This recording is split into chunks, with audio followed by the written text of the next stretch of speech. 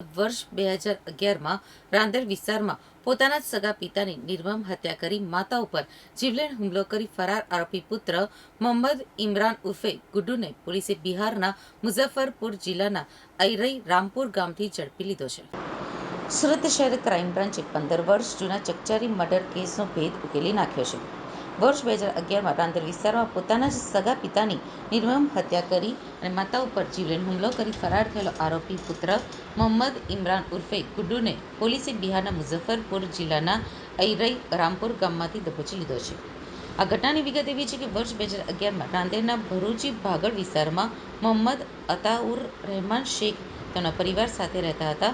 તેમનો પુત્ર ઇમરાન ઉર્ફે ગુડ્ડુ કોઈ કામ ધંધો કરતો ન હોવાથી પિતા અવારનવાર તેને ટોકતા.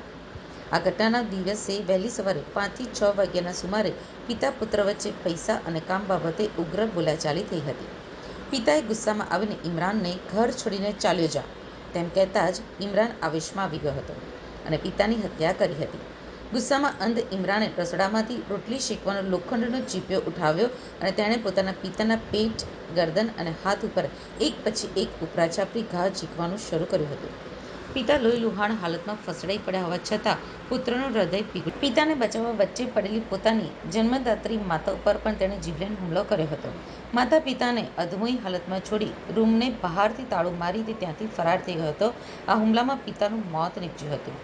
હત્યા કર્યા બાદ ઇમરાનની ધરપકડથી બચવા માટે તે ભાગતો હતો. તે સૌ પ્રથમ ટ્રેન પકડીને કોલકાતા ભાગી ગયો હતો, જ્યાં તે 4-5 દિવસ રેલવે સ્ટેશન ઉપર જ ભટકતો રહ્યો. ત્યારબાદ તે મુંબઈ પહોંચ્યો હતો અને એશિયાની સૌથી મોટી ઝૂંપડપટ્ટી ગણાતી ધારાવીમાં આશરો લીધો હતો.